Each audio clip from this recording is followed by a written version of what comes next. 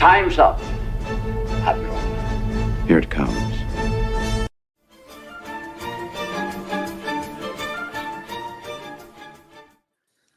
Hi, everybody. Welcome to Doctor Who Cares Reviews, where we ask the tough questions. Why are we doing this to ourselves? Tough questions. Tough questions. It is a tough question. Why are we doing this to ourselves? What's the point? Because we are a bit masochistic. That's the only answer that makes sense. Hail and howdy, everybody. Welcome to Doctor Who Cares Reviews, where we watch the garbage. Our good buddy Brad said to me, "Thank you, Adam, for watching this shit. I am not watching this crap." He said that to me last time. I'm like, yeah, it's okay. I'm stuck. I have to watch this shit. We watch it. So you don't have to. And we talk about it and we make fun of it. We point and laugh because all you can do at this point is point and laugh at this stuff. Because the well is the way I see it. We all have slightly different views on the patheticness of this episode this week. I know we do. We've been talking about this in behind the scenes, stuff like that. This to me is the continuing of RTD crying, "Why don't you like me now? Why don't you like me now? Why do you like me the way I used to be? I'm better now. I'm more aware of everything. I'm going to lecture you about signing." Yeah, I got signs for RTD right here. Right here. Hi, Dermy. Hi. Oh, my intro. Yeah, hi. Yes, your intro. I'm gonna say basically the byline of my whole review. It's the best episode we never freaking needed. I really like Midnight. It's actually one of my favorite Doctor Who episodes out there because it preys on your unknowingness and some of the things that are going on there that you can't tell and figure out, and even the Doctor doesn't know and can't figure out. And that's what I really like about that bottle episode. That is just fantastic. And yeah, we didn't need this fucking episode. And you see, I hadn't remembered what Midnight was until I thought about it. And I'm like, oh, yes, now I remember this one. Because it's been a long time since I watched that era of Tennant. And what jumped out to me is that is episode 10 of Dr. Donna. We are then, and I said this to Jed the other day, that is 4 episodes away from the beginning of Dr. Victorious, where he thinks, I've survived everything. I get to make the rules now. To me, Midnight is the tipping point of that, where he survived something he couldn't possibly comprehend and understand. He couldn't save people, couldn't stop it. He's starting to feel untouchable. He's starting to feel so. I agree with you. Should never have happened. Should never have. This episode should never have happened. Should never have touched on it for a second. Because I was just trying to figure out what they're doing. I thought for a second they were going to go back to Satan Pit for a minute there in this episode. That's what I thought for a hot second. Something so evil and sneaking, like, oh shit, is he about to undo one of the best the Doctor shouldn't even be here episodes? But this is like a close second to not a good idea. I mean, Jed, how are you doing? And I asked you this. I said this to you in DMs the other day. When they revealed that this is Midnight Part 2, did you have the go fuck yourself reaction that I thought you would to the show? I mean, we'll just start with, well, that was shit. This episode was shit. I don't even think it's the best episode of Shootigatwa. I still think Boom is, and that's not great, but I do not like this episode. And the moment that you're talking about, when I realized that it was a sequel to Midnight, I unfortunately am still so apathetic to this show that I just went, of fucking course he did that. And I didn't rage. I probably would have if this episode had come out 5 years ago, but I raged. Yeah, I didn't rage. I just died inside. This Midnight, like you said, Dermy, is one of the greatest episodes of New Who, and definitely up there in one of the best Tennant episodes, because it explores human psychology in a way that a lot of the rest of the show doesn't. And I don't consider the entity in Midnight to be a villain. And that's some of my biggest problems with this episode being a sequel, is because it fundamentally misunderstands Midnight, contradicts it, and destroys Midnight in retrospect. It changes the entire framing of Midnight in a way that my understanding of it can't coincide with that episode anymore. So it's entirely unnecessary. And it goes into my belief that certain things should never be followed up on. Certain things should never be touched. Certain questions should never be answered. Ambiguity is a powerful tool when it's used correctly. We don't want cheesy cliffhangers like, oh, did this person die? Nothing like that. We want the enduring questions. Like the easiest example is, was everything in Inception a dream or not, leaving the end of the movie with the top spinning? That's a question that I never want to be answered. The entity was something so far out of the doctor's realm of understanding that it terrified him. And we don't want to see that grounded, because that would eliminate the fear aspect of it, and the doctor would have less, like he wouldn't be as humanized to a certain extent. He would be the Doctor Victorious if we get the answer to what the midnight creature is. And we like to glimpse the Doctor Victorious, but if he ever became the Doctor Victorious as a whole, he would cease to be the character that we love. So well, I think that's my biggest problem with it, is we should never revisit midnight. We should never answer these sorts of questions. I mean, to take this for a second into actual Whovian nerd discussion, Dr. Victorious essentially gets you close to Veil Yard. Yeah, nearly gets you there to the Veil Yard, and they haven't answered that question. That is one that I think should be answered someday. That's on my list of, it would be interesting to see how that plays out. But I put the Midnight Entity in the same category as the Doctor's name. We don't want to know the Doctor's name. If they ever reveal the Doctor's name in actual Doctor Who, I would be furious. I would be utterly furious. The entity knew his name. Shut up. And it made him cry. Shut up. I'll say it again. I thought this was the best episode so far. I think it is better than Boom, but that's just because they had so much of the setup and everything like that was going for it. It didn't feel too preachy except for the sign language aspect.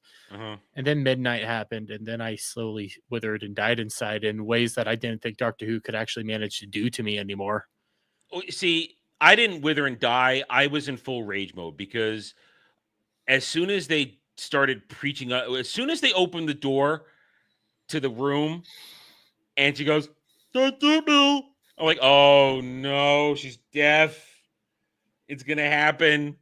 They're going to start lecturing us about ableism.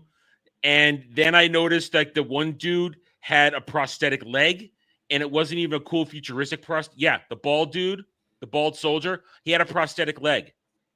And it wasn't even a cool bionic prosthetic leg. It was just a regular old prosthetic leg.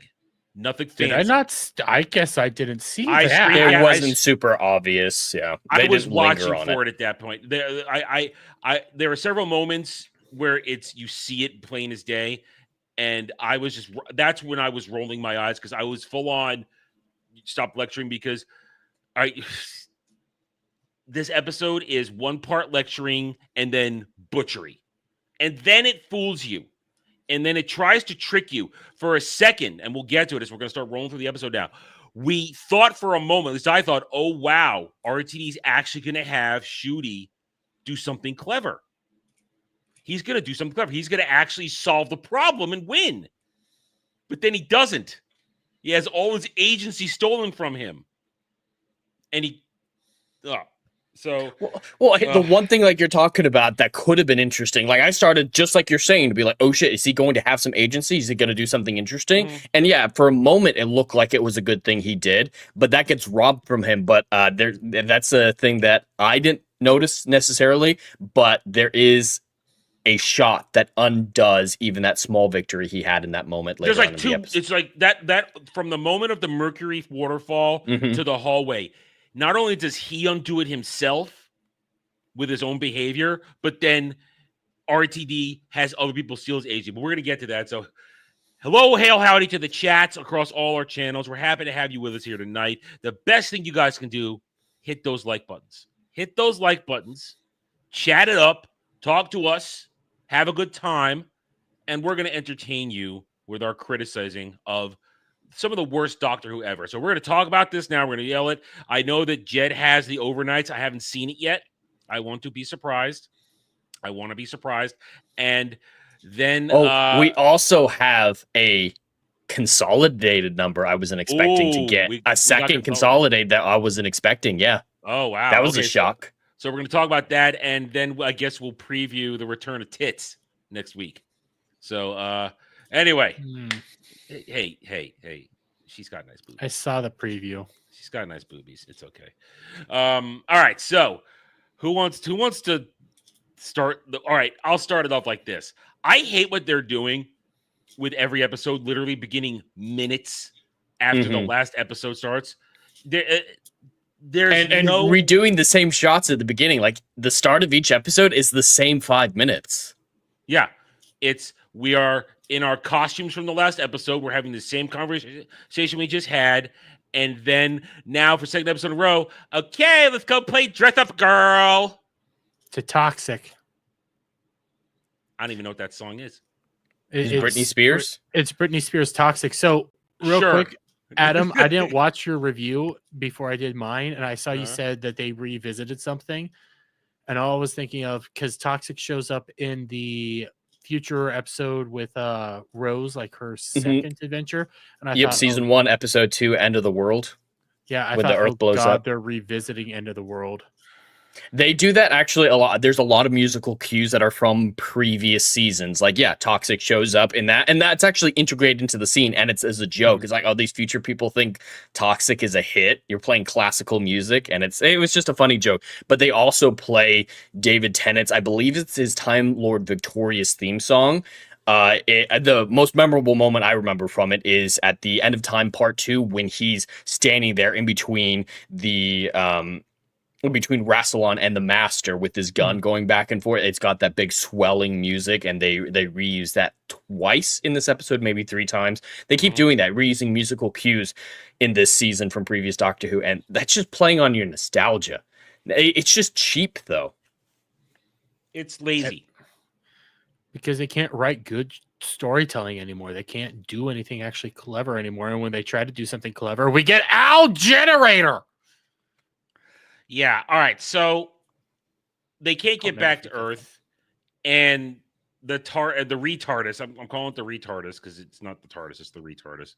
The retardus dumps them into the hallway of some ship. And Jeb, were you the one that pointed out to me, how did they know the exact right uniforms to wear? Yeah, their uniforms match perfectly and are compatible with the extra helmets that just happen to be there. Everyone lined up perfectly in front of their units to grab their helmets, connect their wires, and then jump out.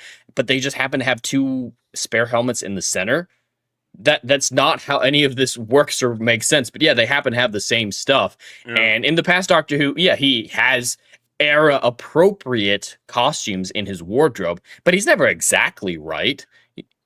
And it's really rare, at least when you go from Eccleston through into Tennant, into Smith, into Capaldi, the Doctor rarely, because he usually has his Doctor outfit. It has to be truly a moment where he needs to put something on in order to breathe or survive radiation, something like that, to change out of it. Yeah, spacesuits are the main exception to staying in the outfit. Space suits, and the one time he put on the gas mask when they were taking on the Sontarans. Or when are you my mommy? or when Smith and Clara went undercover. Stuff like that. I mean, a couple of times like that where he put on an outfit to be undercover. But 9.9 times out of 10, the Doctor is in his essential look. But Judy doesn't have a look. Every episode, you just hate it. Well, he had it. He's had it on for like literally a total of, I would say, 5 minutes across 2 seasons right now. He never kept it on. He's always. I mean, next week he's gonna wear a different outfit. Week after that, it's gonna be a different outfit. I mean, not next week, but the following week, we're probably going to planet of the African black people. So he's gonna be wearing. Yes, I don't care. It's what it is. We saw it. Dre pointed out they had a goddamn totem on the razor for the hair for the barbershop. All right, they're going there. Okay, they're not subtle.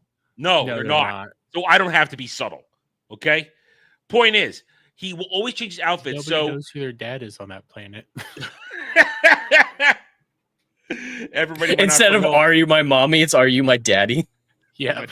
Did you go out did you bring home the milk you said you were going to go get? But so he doesn't change his outfit. So to have him change his outfit every time and to have the perfect armor and spacesuit, and because and remember that armor is the same one they're wearing, and it's an adaptive armor. It does all these things automatically. And it's elite, like military armor. They're a strike team or something. This isn't just casual commercial armor that he has.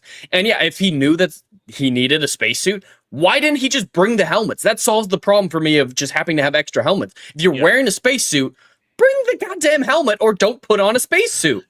It was a weird scene when you start sitting down and thinking about it. They don't even connect the tubes. Nobody connects the dangling tubes in the back. Well, it's not just that. It's they walk out, they're like, "Oh, hello," and then they just start following along, and it's like everything's just perfectly set up for them. Like, but no one reacts until they're on the planet. They totally see them, but they're like, they push him out. It's retarded. It's so retarded. And so we get to this planet, and the triangulation happens, but then they turn around, and everybody's got a gun pointed at them, rightfully so. Yes, that should have happened in the ship. Yeah. And then we get like the one true doctor moment. They actually use the psychic paper correctly. And he just suggests what it says, and they fill in the blanks themselves. It's fantastic to see that happen. And then we begin this misadventure because they're stuck there for 5 hours until the ship can descend.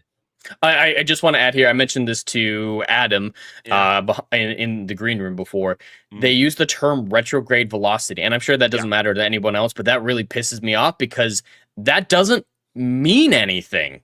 From a scientific perspective, it's pseudo-intellectual. Retrograde is mainly just rotating or orbiting against the norm, going against the norm, and that could even just be an optical illusion. Like Mercury being in retrograde just means it looks like it's going backwards in its orbit. It's not actually doing that.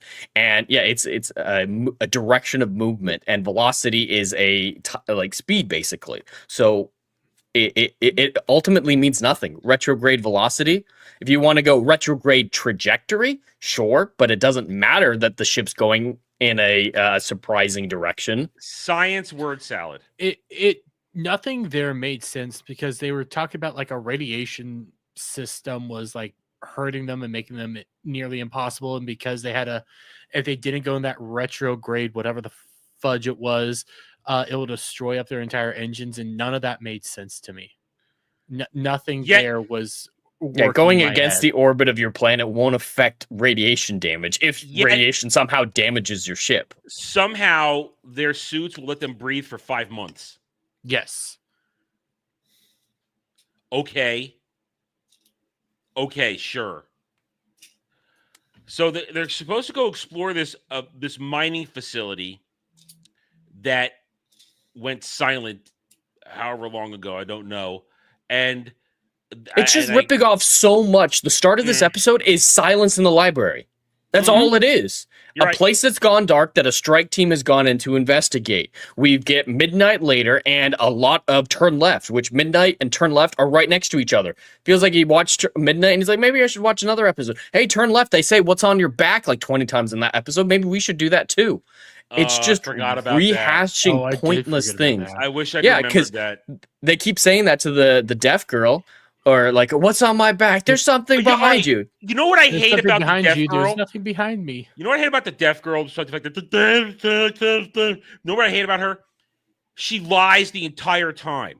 Oh, 100%. She's not a good person, but because she's disabled, she's a saint. Yeah. I had to kill my best friend. You're a liar. She kills so many people in this episode willingly and with malice intent. I will not believe otherwise. Either that or she's the biggest moron in the history of this franchise. I wanted to her to see my daughter. Why would you want to wait? You know the thing's attached to you. You know it's killing things. Why go home? Or why not tell the people there to rescue you what's going on immediately? Because you know if you lie to them, it's just going to repeat the whole scenario you just lived through. Dumb. God damn it. It's really bad writing. It's bad writing, especially because there's at least 1 or 2 lines that we don't know what they fucking said because none of us speak sign language. Oh, speaking of that, They make a big point about how it's illegal for a nurse to not know sign language because Oh my God. belligerent comes up and she's like, "Hey, I'm a nurse, and you don't know sign language? That's illegal." And they're all freaking out about that. Well, my response to that is making it illegal or not is entirely redundant if you have on hand translation devices to pin onto you. That's standard issued equipment if they have a bunch of them with Obviously. them ready to go. So if that technology is so common, then it's irrelevant. No one should even know sign language really unless you're in an actual family with a deaf person. All right, there we go. Better question. If you have, technology that could translate your words with a fucking touch, wouldn't you be able to, maybe fix people that are deaf? Just saying. Well, that's Flying just saying that they. spaceships. Whoa! That's implying that they need to be fixed, and that's ableist of you. Well, then there's this too. Then the line where genocide. belligerent goes, "Oh, where I come from, our laws are different, but it should be illegal. It should be the law to learn sign language." Like that. Then That's why don't you know it? But then there's this too. Now, somebody in my comments of the review pointed out, and I didn't respond because I don't know the answer. I saved for today. The TARDIS automatically translates everything. Would it automatically translate sign language for you?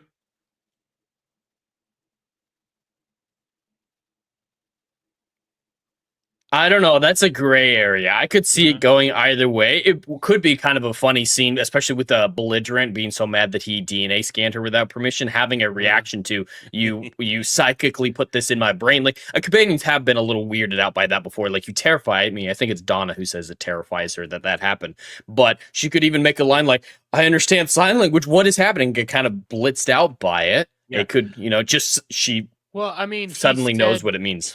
He literally. Before they left the TARDIS, he literally goes like, "Oh, it translates for you," and she was just all giddy about it. Yeah, and what I love is after she says it should be the law, they shoot the shooting going like this. It's ridiculous. They have to do this. And the whole thing. I thought there would be a real trick to her being deaf and not and somehow to solve the problem because she couldn't hear it. No, the only reason she's deaf is so that she can't hear the whispering. That is, and the whispering's not even driving anybody crazy. It's virtually irrelevant. It is.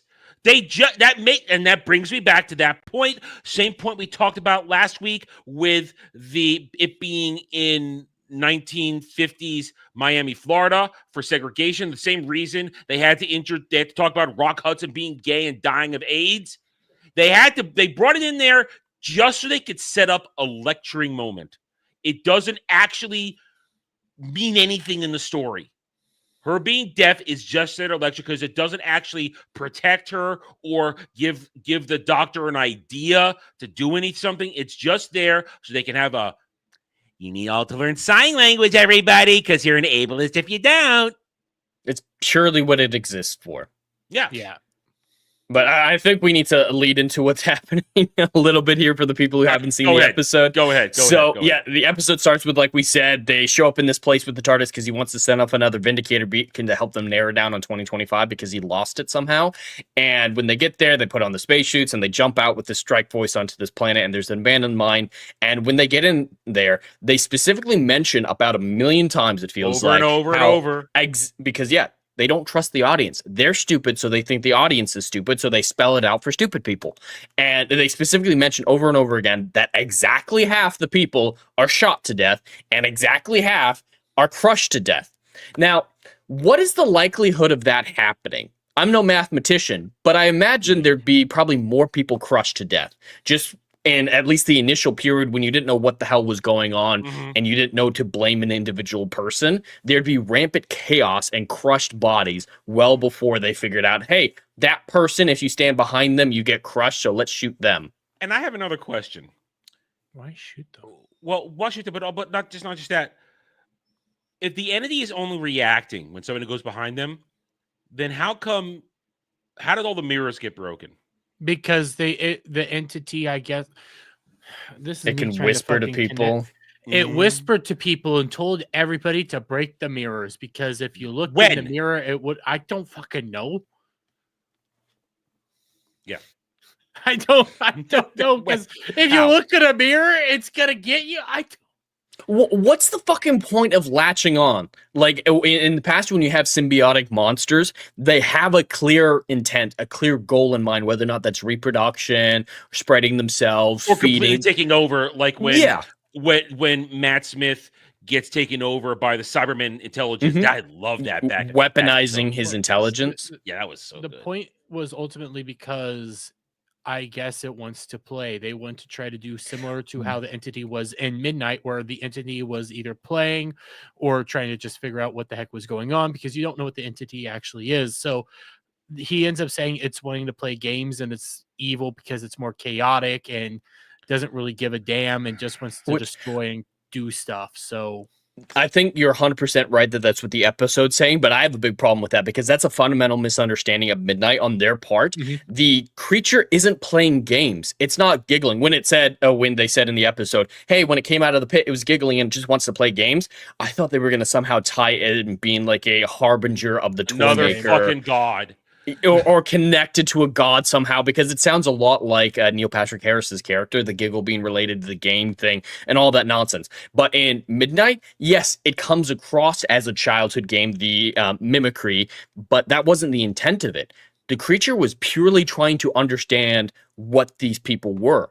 There wasn't really malice in the end. It was just, eventually they kind of figured out that there might be malicious intent, but it wasn't toying with them. It was learning from them. And when it learned enough from the doctor, figured out the doctor was the smart one, it only started mimicking him, taking his soul, as they say eloquently in the episode. It wasn't about messing with these people. That was a side effect of the process that it was going through, latching onto an intelligent person, the most intelligent person, to learn as much as it could. And it wasn't about playing a game. It wasn't about having fun. It wasn't giggling. And as is rightly pointed out in the chat, how could a entity that lived on a planet full of diamonds and reflective surfaces be scared of mirrors? Good point. Excellent point. Like, of all the creatures you could have created a sequel to, arguably Midnight Creature is the one that makes the least sense because of that. It would have existed purely with reflections. Well, again, we are jumping ahead, but the other factor is they changed completely how the creature works. Beforehand, it would somehow latch onto you. We don't even know how it would latch onto you in the first place. It kind of got into your head and started taking you over you kind of like on a psychic level, where on this one they've completely changed like its abilities, what it does, and now if you walk behind it, it wants to kill you. They don't even follow their own rules in the episode, and then they added a rule mid moment, mid action sequence to try and alter it. Now, there's one other thing I want to put in there before we go deeper into it. There's one other thing this episode exists to do, to something else that they tell you over and over again because they don't trust their audience to be smart. And let's be honest, the audience outside of us is not smart. They're all window licking retards. They have to tell us over and over again, what's Earth? What's Earth? What's a human? They have to drive it into the ground. You only need it twice over again. And that's to the doctor and then Belinda, and never bring it up again.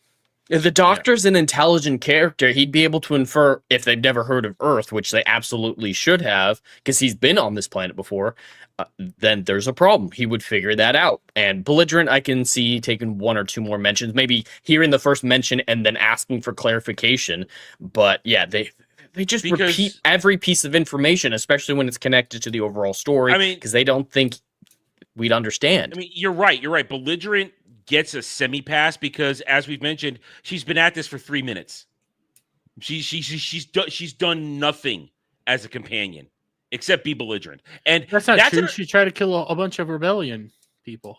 Yeah, okay, but I mean, but the other thing I think is a good one to bring up is what this episode tries to do is to make her relatable, and it fails because she wasn't as belligerent in this episode, but stupid. The humanizing of her doesn't work because for 2 episodes already, we don't like her. Well, go back to when they first enter the whole thing and find the first dead guy, she rushes up to the body because it's injured, and it's like, well, I'm a nurse, I could try to save her. And you have this whole jokey moment, like, we don't know if he's alive or not. Oh, he's super dead. He's been dead a while. It's a dumb scene. Yeah. It's Well, they trying to make even mentioned humor that out it of might have be irradiated, so there could be a contamination concern. And even the doctor walks up. It doesn't make sense. It's not how radiation really works. Even alpha radiation, which is particles that would persist on the surface, if you wear gloves, you're fine. So it just doesn't make sense. Yes, Ariel. This is Shooty Who. This is Shooty. Yeah, that's why I'm not informing him about Cinder, Ariel. We don't. Yeah, talk about they're not gonna care. Only I do. Yeah. But back before like the whole Earth's dead and everything, you have that really weird moment where the doctor ends up splitting up. Belinda stays with Deaf Girl because she has an injury and Belinda wants to help her out. The doctor goes off with Soldier Boy and Soldier Lady 1, who's in charge. Whammon's of in charge. Whammon's in charge. And they go to the well to get info. The whole thing's locked up, and to unlock it, you have to shoot something that's dangling right above the fucking well. But that's because we need her irrelevant backstory of how all you need to know is she's a good shot. But she's been running her whole life to the military to do stuff. I'm stuck over how the fuck does an entire system get locked up by something that's dangling over the well, and not just like a little over that you could potentially reach over and grab and shit like that. No, this is like locked up high above the well with no way to get to that thing to unlock it. How do you walk into the first fucking place? Because Whammon's in charge. That's it. You have to create her agency so that she can take Shooty Who's agency later on.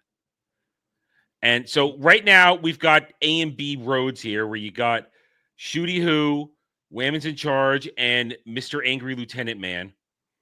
And then you've got Belligerent and all the other ones freaking out of, do you see that? I see that. Do you see that? Something behind you.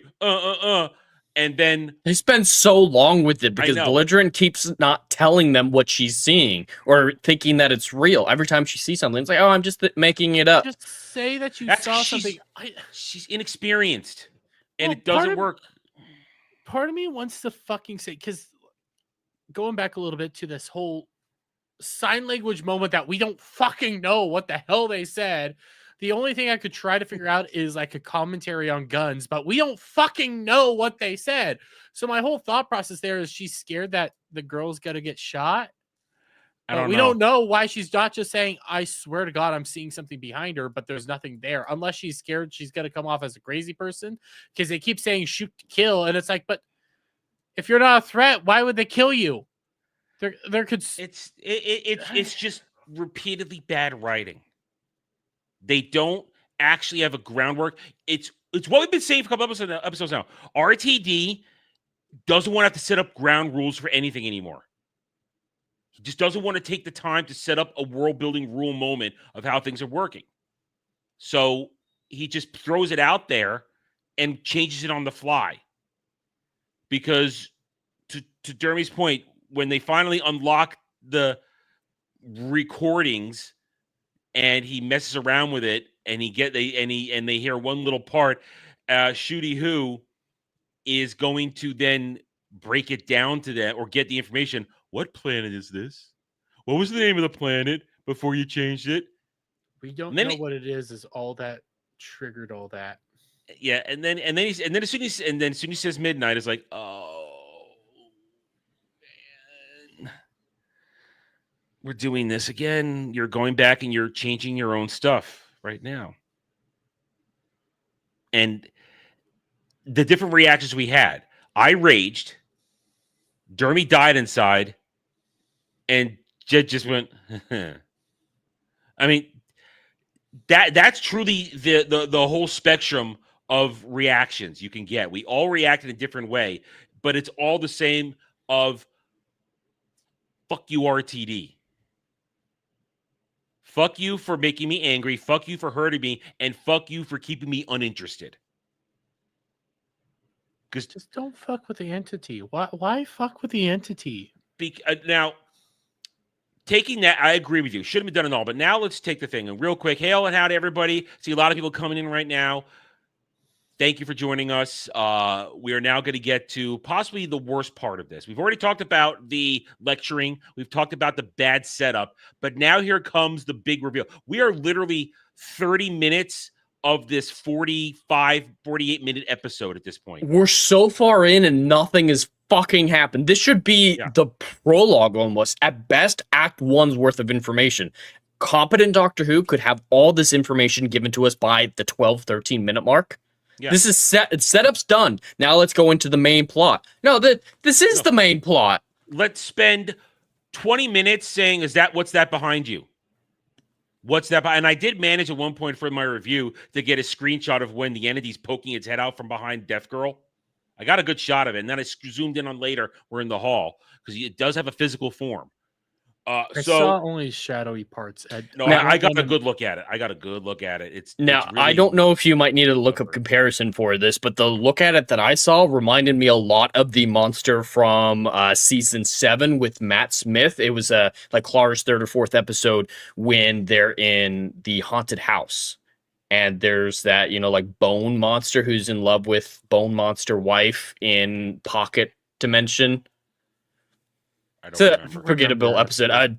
Dougray Scott, I think is his name, is in that episode. The guy who was the villain Mission Impossible 2, almost was Wolverine. If you guys remember that. I know Dougray Scott is. Yeah, that was his episode of Doctor Who. Point is, I got a good shot. I could try and find it later. I'd have to go into my review right now. But anyway, we get back to the room because now Shooty Who runs back in the room just as everybody's starting to freak out. And now chaos erupts. And I want to point out once again that this is the exact opposite of a doctor situation. The doctor brings order. He brings calm. He keeps people in check. Shooty Who just lets it go out of hand. And then he also needs belligerent to explain it to everybody and him. He didn't figure anything out yet at this point. She's the one who explains behind him. And Jeb, what was your comment about a clock in midnight? What did you say about that? So yeah, the deaf girl sitting in the center of this random circle that's painted on this ground, this big circle that's painted on the ground, and it happens that the entity is perfectly at the edge of this circle. Like the distance fucking lines up exactly. And when the doctor figures out, when belligerent figures out, hey, if you go behind her, you die. He goes, you die when you're behind her. You die at 12 o'clock. And then it does a shot above and you see the circle. And it's fucking retarded because the clock should be from the victim or like the possessed person's point of view. So that would actually be 6 o'clock since it's always behind her. That's how you read clocks. And like if you're telling someone, hey, enemy at 12 o'clock, that means they're in front of you. So 6 o'clock. And the entity's at 6 o'clock. It kills at 6 o'clock, not midnight. They want you to look at it as though you're looking at it and from your perspective. That's the... Well, you have to walk around to get to it. It's complete nonsense to do a pun on the original episode's name and the original planet. Bad writing. It's pointless. And what's the set distance that this creature is behind him? Because we see throughout the episode being behind the possessed person is not a big deal unless you're perfectly the right distance behind them. So what sets that difference? Why is the circle right at it? You look right at that. They set that up at random during it. Like, you have to look right at it. Don't look. So if you close your eyes and walk away, you're good? Apparently, because I don't know how it fucking works because we're about to do it, but I know there's been a lot of people behind her that didn't die. I'm pretty sure Black Chick died, but they didn't die. No, different chick died. A different Black Chick? Because I'm pretty sure Black Chick died. No, she didn't die. She didn't die because the whole problem... There were two Black... There was the one with the short hair who ended up on the ship at the very end, and there's like, is she possessed? Yeah. So what we have now, what happens is she tries to explain it, but Mr. Angry Lieutenant Man, who's us, apparently. He's the angry chud. Mm-hmm. He basically does a mini coup, declares Whammon's in charge, not fit to command anymore, bullies the others a second, which is a wild thing that's allowed. You could just say, "Hey, this is a red rules or whatever he called it. I could be in charge now, and you can't do anything about it." After And everybody just goes along with it, and then they spread out, even though they've made it clear what's going on. And what's the point of spreading out? To see where it kills, I guess. I don't know. I guess to try to draw it out and then kill it. But now, this is the moment I realized, hey, Deaf Girl is as bad, if not worse, than the monster. She is consciously killing people. Because, when the Chud starts to walk around her to check behind her to see if there's really a monster there or if it's just somehow her. Because, he thinks this little woman who he never saw move somehow flew through someone across the room and broke all her bones. Yeah, because that makes sense. Yeah. And so he's going to go check. And instead of staying still and letting him go get killed because he's dangerous and threatening her, she decides to turn and always face him. And nobody realizes, hey, if you can't go behind her, shouldn't we move? They all just stand there as she keeps turning, and the monster actually passes through the group of people waiting, and the Chud is totally fine. Yeah. As things are going chaotic, she turns around, and everybody's looking at her back, including Shooty, belligerent, Wham is in charge. They're all looking, and nothing happens. And I hear at one point the doctor saying, look down. You're subtly inserting that rule as then people start dying. Hold up. Yeah, she consciously kills all those people in the room. Everyone who dies is her fault. And she's admitted at this point, I knew it was behind me the whole time. She's admitted it at this point. Mm-hmm. Go ahead, Jeremy. And she knows that it kills the whole time, and she's choosing to kill somebody. And then also, Soldier Lady #1 chooses to kill angry soldier guy. But I had to do it. He was out of control. Nothing makes sense there. Anyways, Stuart Patterson, I see you in my chat right now. Shout out to you. Yeah, you can dissect everything. The biggest problem with modern day Doctor Who is nothing fucking makes sense. And instead of trying to actually do clever, intelligent writing nowadays, they just try to, prey upon your member berries or try to make something seem smart, but in reality, it's the dumbest fucking thing ever. Shut up. Just consume. No, I'm not going to shut up and consume. You fucked up Midnight. You touched one of my favorite fucking episodes and a being that I fucking loved because I knew jack fucking shit about it. And now I'm having to deal with literally insanity. And nothing ever did make sense. Then you never fucking liked Doctor Who. Get the fuck out of here. I mean, that's with all of sci-fi and fantasy. The best sci-fi and fantasy that's ever existed all made sense, at least with its own internal rules, and was consistent with itself. Intelligence is what makes these shows so enduring. And so good writing has to come from intelligence. So if nothing ever mattered and nothing ever made sense, then all of entertainment and all of human history has been made for babies. And there's no way for a quality of a story to be judged or a story to have any quality whatsoever. If that's always how storytelling is, then it's all pointless and everything's for babies.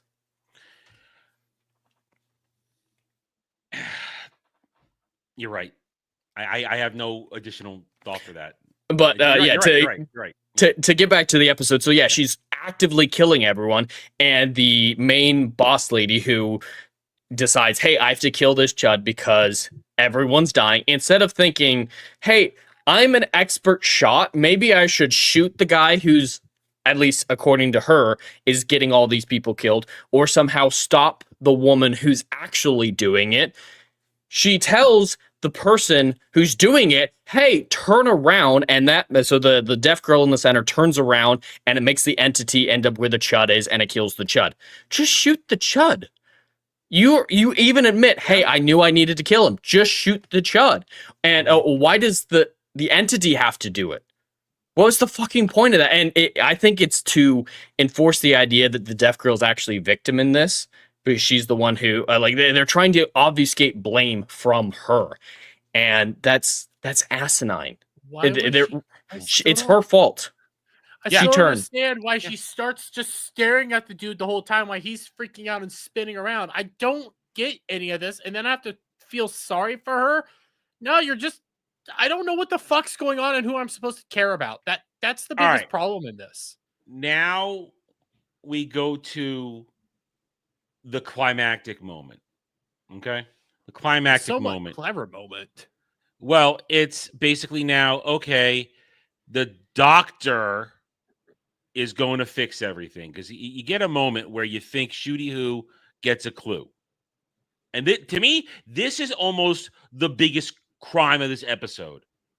Because for half a second, you think RTD might have just pulled a fast one on us. Because here's how I looked at this episode. Yeah, going back to what I said earlier, I agree. Shouldn't have touched Midnight. Shouldn't have done anything. But let's say for a second that the entity was originally evil. Okay, let's just put this on the table. It was a bad thing, and it beat the doctor the last time they met, and the doctor couldn't handle it. Okay, and he now comes back as Shooty Who, even though Shooty isn't the actual doctor that did that. He's a clone. But let's put that aside. Let's play their game for a minute. All right. Oh, wait, what? I can't hear or say anything, so I have to drop out. Okay. And come back in. Okay. All right. So let's play this game for a second then. So Shooty Who has a chance to get a win.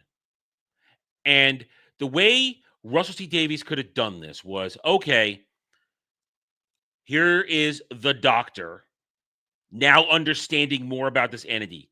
He's in a situation where he's not trapped on a shuttle. He's got more to work with. He can try and put together a plan to defeat this and say, and give a doctor speech. You know, have a chance for Shooty to get his first doctor speech. And suddenly he could be like, oh, here we are again, my old friend. Doolittle, Khan and Kirk here. Hello, old friend. We're going to do this dance again. Can you hear us? Okay. So we could do this again. This time, though, I understand you. I know you. I've got an insight into what you're doing.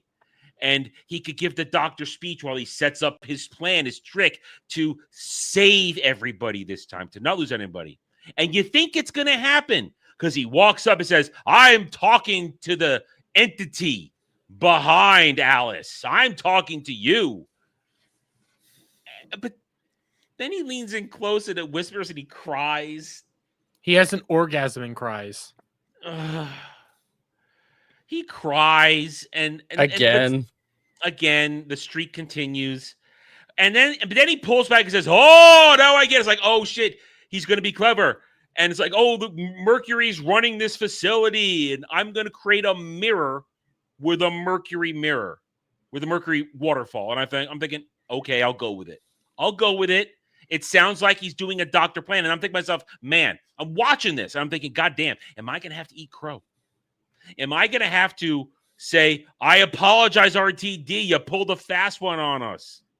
But no, because then his whole plan is to make the mirror and run. Because that's what Shooty Who does best. He runs.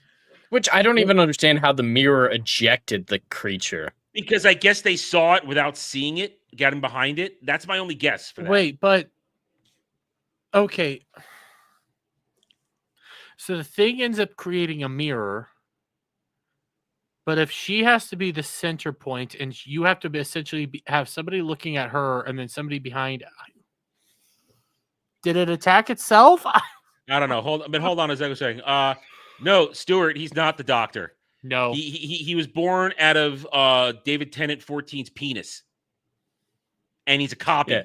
Yeah, he is a copy. The real doctor is David Tennant, who's retired and is fucked off betraying everything that the doctor stood for because retired.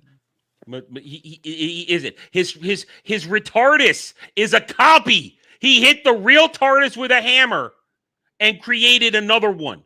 Yeah, it's a fake TARDIS too. Man, he's not the doctor. He's a copy. And he cries. The real doctor cries sometimes in big moments, but not every single episode. He's on a 7-episode streak. I think there might be. There's like 2 episodes of all of Shooty Got Wahoo that he doesn't cry, and usually ugly cry over the top for no reason. I think it's 3 episodes that he hasn't cried in. It might be 2 actually. Now that I think about it. But yes, he mainly just cries. And when you cry all the time, that's all you're known for.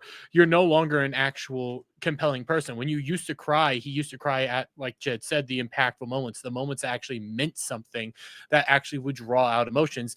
All fucking Shooty does is cry every single episode. When you start forcing somebody to cry constantly, you're not actually being clever anymore. You're using cheap tricks to try to. It means nothing. Emotion. You can't say run, clever boy, because this isn't clever. He's running. And when they run, he stops in the hall to look at it. And remember, I forgot to mention, I know I mentioned in my review, they took off their armor. All we're doing is crying. No, you're crying. You're crying in our comments right now. I'm laughing at how bad this is. We're pointing and laughing at this crap. Hey, Stuart, listen, guys. At the end of the day, all I have to say is, Stuart, where the fuck are you at? Because we'll get into the overnight ratings and also some of the consolidated ratings. Where the fuck you at? Well, where's everyone who likes it? Thanks, Stu, for being here and helping our algorithm. Thanks. I do like my algorithm growing by this. I love it that you're crying. We're fine. Hey, listen, Stuart, to make it all better, okay? To make it all better, I'm not going to believe anything that comes out of your mouth is genuine unless you start super chatting as well. I'll take $5 I can use super chat. minimum. Extreme elements. Nope, nothing there. Nothing regular. Yeah, super chat. Prove it. Give Jeremy super chat. Give me super chat. Give Jeb super chat. Do it. Prove it. Do it. Anyway. Yeah. You've worked with directors who've worked at TV. Oh, sure. So what? I don't care. So you're the reason Doctor Who sucks now. Good for you. You work for the BBC. Good job. You suck. Get another job. We hate your ass. You don't do a good job in anything, do you? Then anyway, moving on. We've had your fun. We've had our fun with this person. You can now cry. Unless you super chat. I'm not moving on. I just Googled him real quick to see what would come up if I did his name in BBC. The first thing that came up was jailed for life for golf murder. It's not him, but so Shooty Who stops in the hallway to get a look at it, losing the precious time they need. Because remember, he says we need time to put our armor back on because we took it off like retards at the beginning of the episode. Why would you do that? To antagonize Angry Man who's now dead. That's the only reason he did it. It's the only reason he did it. So he wants to look at it, and then he looks at it only to get super scared and run away. That's it. So they get back in the into the room where there's only Whammon's in charge, Belligerent, Shooty Who, and Medic Chick. Is this after the airlock? Because I have things to say about the airlock. Now we're in the room where they're the only 4 left. Well, the other people go through the airlock. Yeah, they've gone through. Yeah. So that's it. All right. So there's something you wanted to bring up there. Go ahead. So yes, there's a couple things. Apparently this airlock can only accept 6 people at a time, and when we see when we see the wide shot of it, it's a pretty big airlock. And with how airlocks work, it doesn't matter how many people are in there necessarily. If you can fit in there comfortably, it's going to work for you. There's not some quota for how many people can go in there. But more importantly, I have to bring this up because this is something that I didn't necessarily notice, but had pointed out, and people who love this episode are theorizing based upon this shot.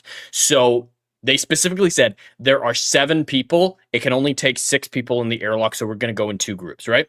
Mm-hmm. Yeah. And there are 4 people left inside the base. Mm-hmm. So there's 3 people in the airlock. That's what we see, right? Mm-hmm. All right. I'm pulling up this screenshot from the episode. Okay. So this is the shot of them in the airlock, and the airlock says there are 4 people inside. Yes. People are saying that this might mean that the Doctor's Mercury trick didn't do shit, or there was 2 entities, or the entity split in 2. Regardless, the entity has continued on in the Deaf Chick and is out in the world. So the Doctor's thing was pointless. It does say 4 people. I personally believe this is just an oversight by the creators who don't care, but it could be hinting at that there is an entity inside this airlock. To be fair, and maybe the girl boss doesn't sacrifice herself for any reason. Maybe she just does it, and the real entity's off in the airlock. And maybe that accomplished nothing. It's more rule changing, and either way, RTD had a second chance to try and rescue this episode right here, where the first plan failed. Had a second chance to have Shooty who actually do something as the Doctor, actually Stand pull up off and be the Doctor. to and actually not just pull off drag a dog trick. behind the TARDIS. Yeah, just to pull off a trick and trick the entity, do something. But he doesn't. We're not we're not nitpicking Jassafir. We're telling the truth. If you can't handle this you thing can is go. this thing is not related. This no, four people but, and there. it was that's not just a an good aside. episode. It was not a good episode, and I believe we're going to have ratings to prove it very soon. Yeah, we've talked about the overall plot that doesn't make sense. The entity's rules don't make sense. The character decisions don't make The sense. ruining of a previous episode. The victim that they find in the well is consciously killing people, but portrayed as a victim in the situation and to be loved and supported for no reason. Those are contradictory things, and they fundamentally destroy the cohesiveness of the episode. So those aren't nitpicking. When plot doesn't work, when character work doesn't make sense, when continuity doesn't work, when all these things are broken, that's not nitpicking. So we get this moment here where his big solution is take me, travel on me. But that's not a plan. That's a attempted needless sacrifice. But and for a second, he might be trying to, but no, he doesn't do anything again. Because then Whammon's in charge, shoots Belligerent to get it off her. Well, which was full Argyle stealing again from something else. And that was not a good movie. To be fair, like my thought process when I heard him say, hey, take me, we know that the entity has some sort of affection or interest in the Doctor itself. If it's the same one. Yeah, if it's the same one, yeah, you're right. Yeah. I'd say it probably is because it knows his name. It whispered to him and knows his name. And that's why he had the crygasm. But because we know that it knows him and has some sort of interest in him, I would say that is a smarter move, even though I don't know what your plan was going to be past that, other than maybe existing here for all eternity and then sending Belligerent into a TARDIS that she has no idea how to pilot or manage or do anything. That was the only idea I had. I thought there was at least a Doctor moment there, but then he got obviously cucked by his agency gets stolen again. Yeah. By a woman who then we get her worthless backstory again, which who cares? And you know, good way to put it. Dalek Lives Matter puts it really well here. Just Alien 3's herself into the well. Just Ripley's herself into the well. There's no originality in this episode. Yeah. And then everybody's magically teleported back to where then Belligerent is magically back on the TARDIS. They can have a little lie down together where he can admit, I was scared. Oh, what are we going to do? Where's Earth? What are we going to do? I don't know. And then know you're going to get to Earth somehow. And then this really pissed me off, this last part here, where medic chick who survived, she's reporting to her superior, and it's Mrs. Goddamn Flood again. I am so bored. It's the same thing as the last episode, though, with Susan Triad or whatever being in every episode, no matter what point in history it is. They're doing the same thing again, just like the recreating the 5 minutes of the first 5 minutes of this episode of the last the previous episode's first 5 minutes. It's just so repetitive. The season-wide plot is the same, except in that one she didn't know it. This is Mrs. Flood is actively knowing what she's doing. That's true. It's the same person, which I am now retracting. It's not Susan. I am now that is not Susan. I think it's the Master. I think it might be the Ronnie. Well, it's gonna be bad no matter what. And she's happy he's triangulating, and then we learn that she's the Valeyard. I would laugh. What if she's the toy? What if she's the toy maker all over again? I think she's actually probably going to be another Harbinger, because some people pointed out that she didn't recognize the Doctor in her first episode. It wasn't until the TARDIS went away that it seemed like something activated in her, that she was a sleeper agent or something, becoming a Harbinger or something. So, I mean, but now, and then, of course, medic chick who survived, you see something? And then you hear whispering as it fades to black, and it's just... So, nobody was saved, nothing was accomplished. The And Doctor and Belligerent escaped, and that's the whole episode was to And- tell us Earth doesn't exist. Earth doesn't exist, and also that the entity pretty much got what it fucking wanted and is going to go around the universe doing God knows what. Well, just to compare it again to Midnight, Midnight didn't have a happy ending. That was a depressing ending where they had to say, did we win at all? Because so many people died, because they saw themselves. That was the great thing, is all these other characters besides the Doctor, they saw what they could become in their worst moments. They were capable of dragging a drooling man out to his death without qualms and celebrating. The other people were like, yeah, throw him out. They saw how awful they were, and that obviously, or most likely, wasn't the entity's intent, but it's still not a victory when you come through a situation like that and realize that you're capable of being a monster. And it was just such a bittersweet ending. Well, they also had that It's proper moment. commentary. It's proper commentary on Absolutely. like the realities of man and what we're willing to do when we're at our most scared. But also you have that when Dr. Donna, when you have Donna walk up to him and go like, so how did it go? And he was like, not now. Yeah, he was so depressed at the end of the episode. Because he got beat. I love when he says molto bene, and then she says it too, and he immediately clamps him. He's like, no, don't. And that's when it cuts to black, because the effect is still in place. The damage is done. Not, oh, we did a thing that doesn't make sense and can't be explained. Aren't we so smart that you didn't figure out we were going to do this random nonsense thing that we didn't set up? Ooh. Yeah. It ultimately just... I still think this is the best episode we've gotten of Shooty Who. Like I also said in my review, that's a low fucking bar. The bar is an inch off the ground, Dermy. I'd say it's pretty much on the ground, so that's a fucking low ass bar. So saying that it's the best episode we've gotten, that's not praise. That's just there's competent shit here that I can point out. Like I do like some of the build up and the mystery elements of it. It's just once you get the realization that it's midnight and you get some of the normal goings on, it's like okay. And then ultimately what? Creatures freed, you did nothing, and the Earth's gone. I don't fucking know. I don't know. It's bad. It's really, really bad. It's just poorly executed, poorly paced, poorly written, poorly directed. It's a very, very simple thing. How to do that. So in the end, though, Jed, bring up the numbers. So real quick, Dalek Lives Matter. We don't fully know if it had a form or not in Midnight. That's one of the best parts about it, is the idea that you know jack crap about it. Because remember when the entity first came out, it destroyed the rover. It ripped off that whole front end. So we don't know knocked. what They saw it from a distance.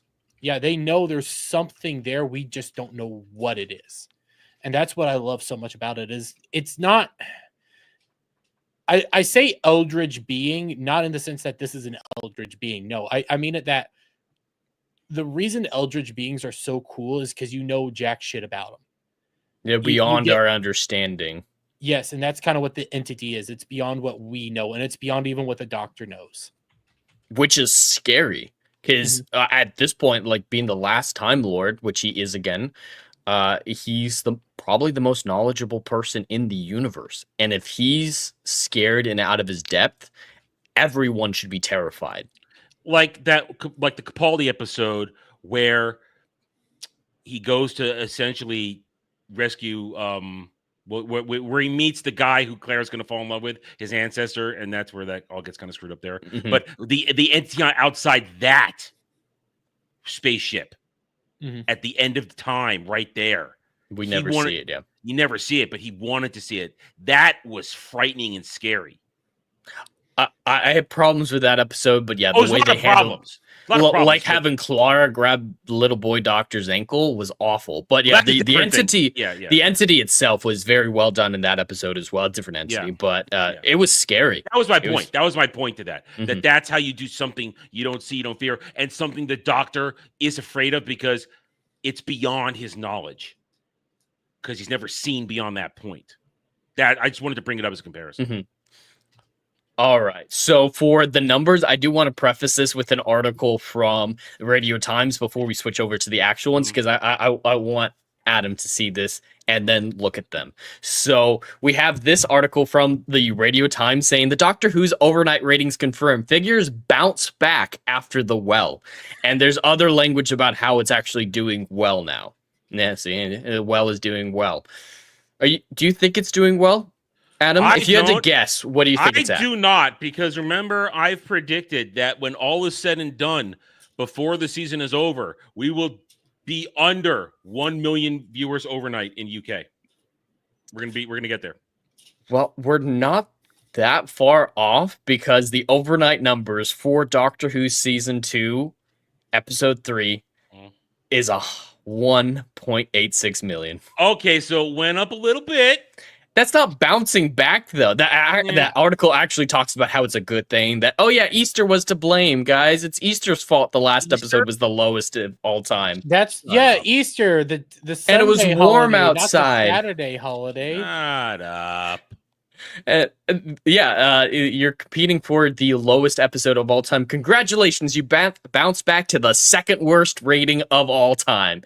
Do you feel proud of yourself? And we also surprisingly got the consolidated number for episode 2, which is only 3 million, which is a bigger drop than the overnight to overnight was. If you look at that, that's only a 4.2 million difference. This is a 0.75 difference, or excuse me, a 0.42. But yeah, it's not great. It's not great. That's not great.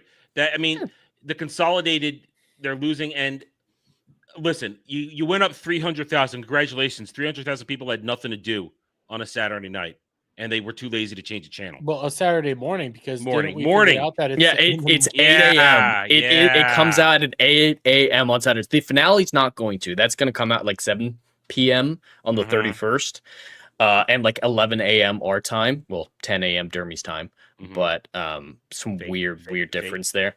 Fake time. No, Central Time is superior. Fake time. Well, I think the lowest rated episode of this season, and ultimately the lowest rated of all time, will be the Eurovision episode. There's so much competition on that night that I think it's going to suffer. That's a fair assessment. Eurovision is probably going to be the worst ratings, potentially even getting below the actual 1 million like Adam's predicting. I'm willing to bet, though, next week we might have a bump, because titties, and also like similar to, well, take a look at Boom.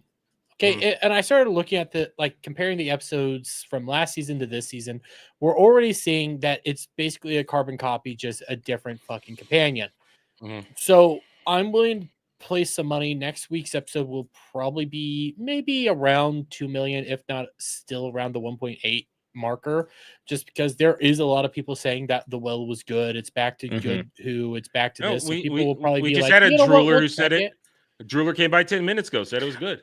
I do agree with Dalek Lives Matter. I would rather watch Lux than this again. Oh God, why would you? No, I would rather watch this over Lux. God, really? I hate the Primordial being so fucking much. I can't do it. Yeah, I at least feel like it isn't damaging real Doctor Who, where this one, the damage it does to Midnight hurts me more.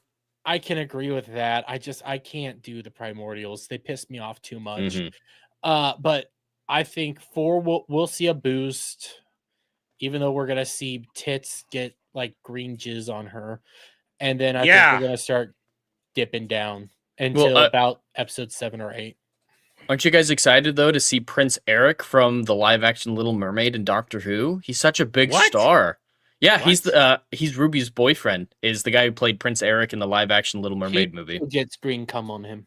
Oh, man. Aren't you excited? We've heard that he at least flirts with Shudigawa, that there's a gay thing. Oh!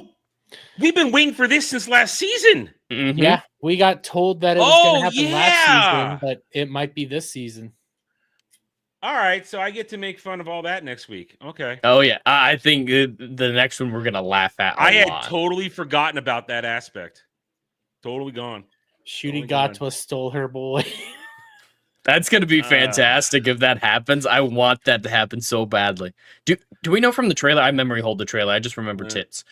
Do we know who the villain is going to be? It's going to be a random alien creature alien that is creature. doing something with pheromones and marking people with pheromones. And that's Mm. why I'm saying everybody's getting like green jizz on them, because they're getting this weird green goo on them, and that's how it's marking them. It's a very high budget show. It's Definitely can see where Disney's money's going. blatantly degenerate and disgusting. They don't care. Like, They don't I care. think it was whatever her fucking name was.